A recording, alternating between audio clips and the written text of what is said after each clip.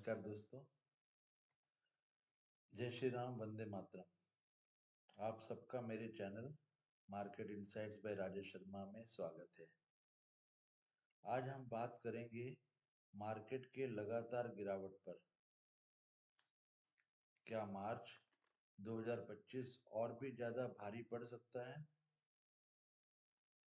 Nifty अपने all time high से 15.80% गिर चुका है और फॉरेन इन्वेस्टर्स अभी भी अग्रेसिव सेलिंग जारी किए हुए हैं।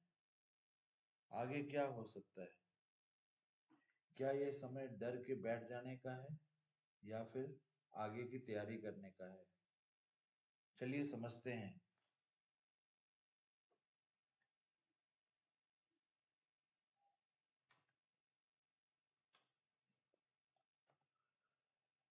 इंडियन रुपीस डॉलर के मुकाबले लगातार वीक हो रहा है। इसका इम्पैक्ट क्या हो रहा है? इंपोर्ट्स महंगे हो रहे हैं, फॉरेन इन्वेस्टर्स और ज्यादा पैसा बाहर निकालेंगे, कॉर्पोरेट अर्निंग्स पर नेगेटिव इम्पैक्ट बनेगा। अगर आप देखिए इस चार्ट में तो फिर से इसके प्राइस बढ़ने लगे हैं। आप यहाँ पे देख सकते हैं, फिर से प्राइस यहाँ पे बढ़े हैं।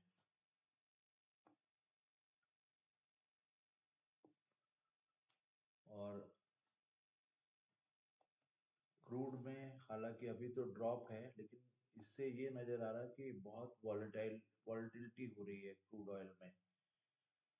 और ऑयल प्राइसेस में वॉलेटिलिटी बने हुई है तो इसमें अस्थिरता बनी, मार्केट में इसीलिए अस्थिरता बनी हुई है। इन्फ्लेशन बढ़ाएगी, इंपोर्ट बिल बढ़ेगा, करंट अकाउंट डेफिसिट इम्पैक्ट करेगा। ये सारी बातें क्रूड ऑयल के अस्थिर रहने से रह सकती हैं। अगर एफआईएस का देखें तो एफआईएस जो है लगातार मार्केट में सेलिंग कर रहे हैं, लेकिन डोमेस्टिक इन्वेस्टर्स भरसक प्रयत्न कर रहे हैं कि मार्केट को ज्यादा गिरने से बचाया जा सके।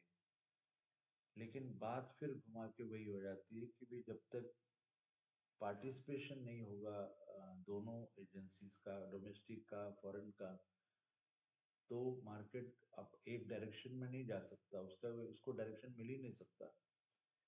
एक फॉरेन इन्वेस्टर जो कि काफी इन्वेस्ट करता आया है, वो अगर निकल रहा है तो दूसरा जितना मर्जी प्रयास कर ले, लेकिन मार्केट को कोई डायरेक्शन, अपवर्ड डायरेक्शन नहीं मिलेगी। यही हो रहा है। अगर आप देखेंगे तो अक्टूबर मंथ में उन्होंने, फॉरेन इन्वेस्टर्स ने 1,14,000 करोड़ का सेलिंग की है। उस महीने डोमेस्टिक वालों ने 1,07,000 करोड़ की बाइंग की है। नवंबर में आप देखिए उन्होंने 45,974 करोड़ की सेलिंग की है और डोमेस्टिक वालों ने 44,484 करोड़ की बाइंग की है। अगर हम जनवरी में देखें तो उन्होंने 87,375 करोड़ की सेलिंग की है और डोमेस्टिक वालों ने 86,592 करोड़ की बाइंग की है। फरवरी मंथ में 58,988 करोड़ की सेलिंग फॉरेन इन्वेस्टर्स के द्वारा, और उसी दौरान डोमेस्टिक वालों ने 64,853 करोड़ की बाइंग की है। एफआईएस की डेली सेलिंग जारी है, सिवाय 2 दिन के फरवरी में उन्होंने एवरी डे सेलिंग की है और आखिरी दिन तो हद ही पार कर दी। 28 फरवरी को उन्होंने 11,639 करोड़ की सेलिंग की है। ये बहुत बड़ी रकम है एक दिन में सेलिंग की। अगर हम क्यूमुलेटिवली देखें फरवरी मंथ में तो उन्होंने, फॉरेन इन्वेस्टर्स ने अभी तक फरवरी मंथ में 58,988 करोड़ की सेलिंग की है और पूरे महीने भर में डोमेस्टिक वालों ने 64,853 करोड़ की बाइंग की है।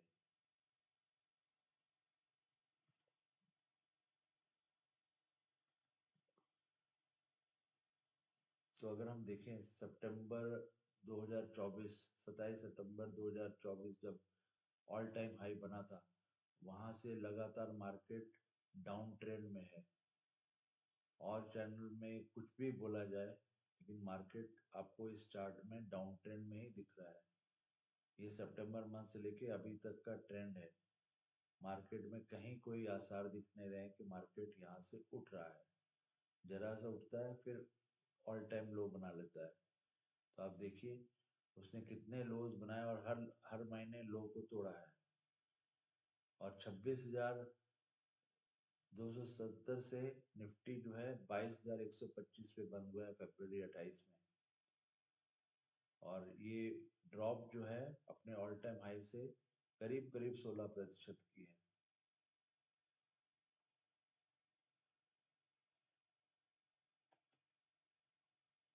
अगर आप सेक्टर्स में इम्पैक्ट देखिए तो सबसे ज़्यादा इम्पैक्ट आया है एनर्जी सेक्टर में। वो 33% की उसमें गिरावट है अपने और 52 वीक हाई से।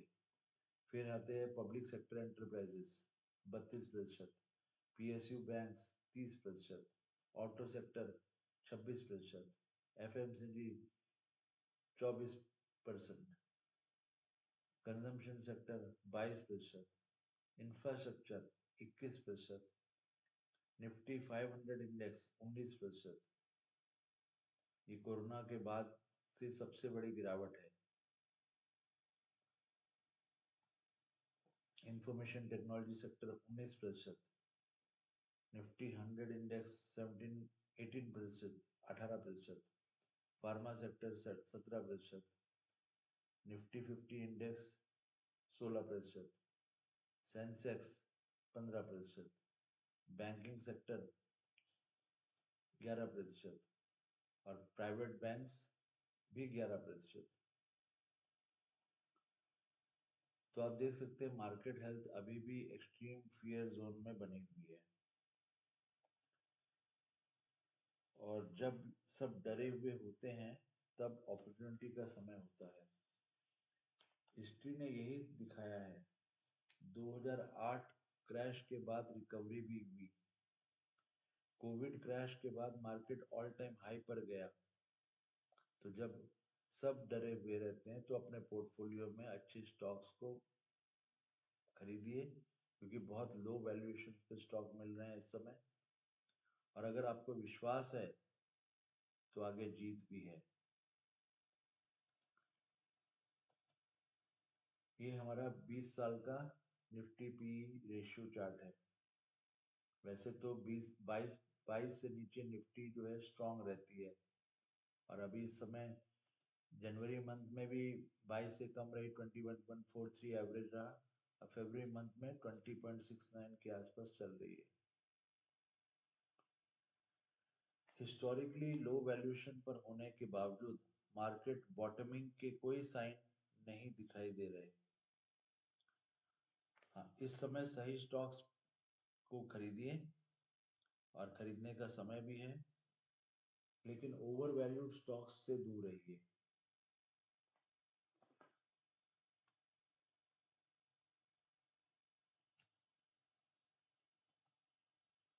ये हमारे पिछले 6 महीने के हाईज और लोस को हम लोगों ने मार्क किया। तो आप देख सकते हैं कि जब जहाँ पे उसने 27 सितंबर 2024 को ऑल टाइम हाई बनाया था, और अभी फरवरी 28 को उसने एक नया लो बना दिया, और हर महीने के लो को वो तोड़ता जा रहा है। तो डाउन ट्रेंड ही है। सिंपल सी बात है कि मार्केट बिल्कुल डाउन ट्रेंड में चल रहा है और अभी इसके कोई आसार नहीं है कि वो कब उठेगा।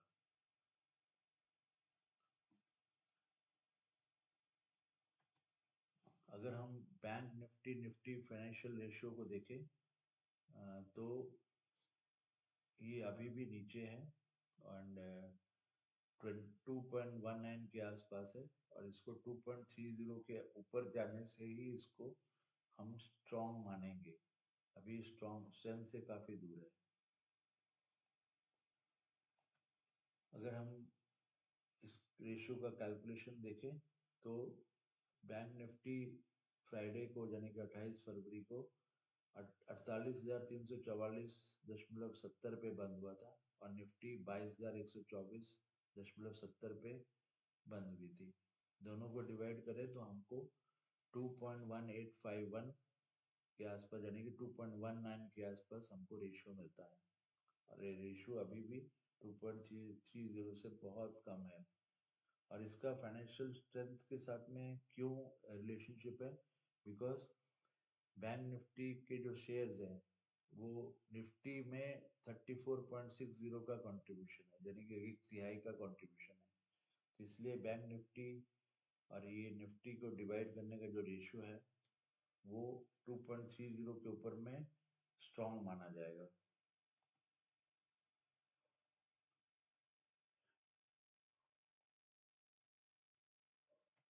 तो आगे देखिए, ये हमारा निफ्टी का डेली चार्ट है जो 28 तारीख को बंद हुआ। अगर आप देखेंगे तो हमारा प्रीवियस जो सपोर्ट लेवल, सपोर्ट जोन था, वो जून 24 का डिमांड सप्लाई जोन के बराबर का था। तो जो ब्लू लाइन से मार्क्ड है, 7 महीने तक उसने इस ब्लू लाइन के सपोर्ट को ऑनर किया, इसके ऊपर ही रहा।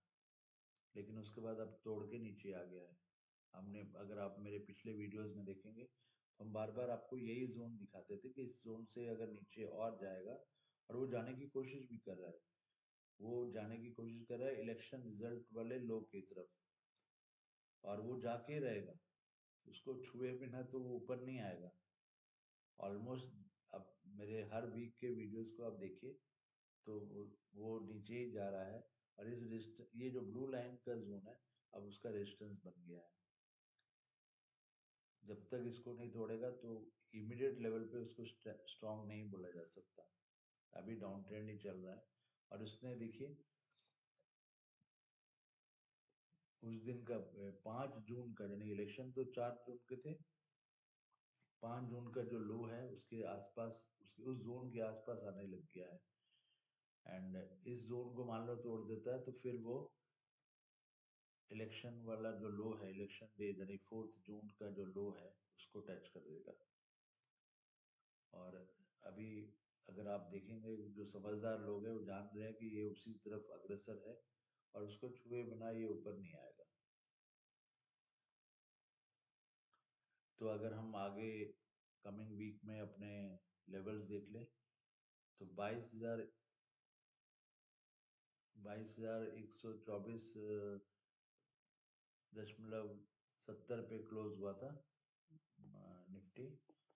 और अगर हम देखें तो अगर ऊपर की तरफ जाएगा तो ये ग्रीन में जो मार्क किए हुए हैं लेवल्स, ये उसके रेजिस्टेंस लेवल्स होंगे। और अगर और नीचे जाता है, जो कि चांसेस है मेरे, आपने शुरू में भी देखा था कि 6 मार्च से लेके 20 मार्च का समय बहुत ही, क्या बोलते हैं, वॉलेटाइल रहेगा। मैं बहुत लाइट वर्ड यूज कर रहा हूँ, वॉलेटाइल, आप समझ सकते हैं, क्योंकि मैं कोई लेवल नहीं बता सकता कितने जा सकते हैं। बट जो मैंने आपको पिछले स्लाइड में दिखाया कि वो जून के सबसे न्यूनतम स्तर जो था उस पे जा सकता है। इसके की लेवल जो है वो, इसके सपोर्ट लेवल जो है वो 21,900 का है। और इसकी रेंज जो है 21,900 से 22,000 तक की रेंज है, यानी कि सिर्फ 100 पॉइंट्स की। और अगर ये टूटता है तो फिर एक मेजर सपोर्ट मिलेगा इसको 21,500 का। 21,500 को अगर ये तोड़ देगा तो और नीचे चल जाएगा, लेकिन 21,500 इसका काफी अच्छा सपोर्ट है। सिमिलरली बैंक निफ्टी निफ्टी से बेटर दिख रहा था। और अगर हम देखें तो ये भी अपने जो ब्लू लाइन का जो जोन है उससे ये नीचे आ गया है।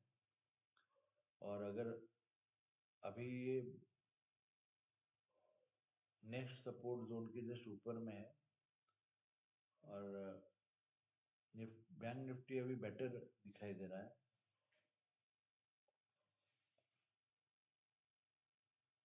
इसके अगर गैन लेवल्स हम लोग देखें तो पिछले हफ्ते ये 48,345 पे बंद हुआ था, और अगर ऊपर जाता है तो ये ग्रीन में उसके जो लेवल्स है ये उसके रेजिस्टेंस लेवल होंगे, और अगर नीचे जाता है तो रेड जोन में जो लेवल्स है वो उसके सपोर्ट जोन्स होंगे। तो बैंक निफ्टी की अगर बात करें तो 47,500 से लेके 49,000 49,000 तक इसका रेंज है, यानी 47,500 इसका बहुत अच्छा सपोर्ट लेवल है, तो उसको आप मार्क करके रखिएगा। तो धन्यवाद आप इस वीडियो में जुड़ने के लिए। अगर आपको ये इंसाइट्स वैल्यूएबल लगे तो लाइक शेयर एंड सब्सक्राइब जरूर करें। आपकी क्या स्ट्रेटजी है मार्च के लिए, कमेंट्स में जरूर बताएं। मार्केट इनसाइट्स में राजेश शर्मा पर ऐसे ही फाइनेंशियल अपडेट्स के लिए बने रहिए। धन्यवाद।